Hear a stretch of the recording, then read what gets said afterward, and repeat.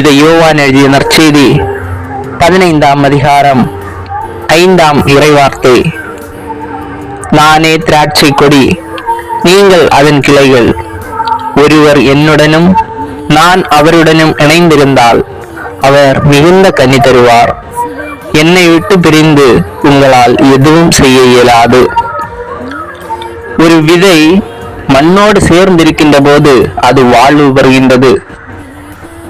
ஒரு மீன் தண்ணீரில் இருக்கின்ற போது அது வாழ்வு பெறுகின்றது.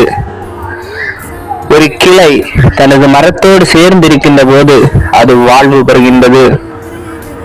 அன்புக்குரியவர்களே, கிறிஸ்துவின் மக்களாகிய, பிள்ளைகளாகிய, நண்பர்களாகிய நாம் எப்போதெல்லாம் அவரோடு இணைந்திருக்கின்றோமோ, வாழ்க்கையில் வேதனைகள் வரும்போதும், கஷ்ட நஷ்டங்கள் வருகின்ற போதும், வறுமையில் சிக்கி தவிக்கின்ற போதும், பண நெருக்கடிகள் வருகின்ற போதும், கொடிய நோயால் வருத்தப்படுகின்ற போதும், சமாதானம் இல்லாமல் வருகின்ற சூழ்நிலைகளிலும், பொய்யான உறவுகள் வருகின்ற போது, தீமை நிறைந்த உலகில் அனுதின வாழ்க்கை வாழ முடியாமல் தவிக்கின்ற சூழல்களில் நாம் மடிந்து போகாமல் கிறிஸ்துவில் ஊட்டம் பெற நாம் கிறிஸ்துவோடு இணைந்திருக்க வேண்டும்.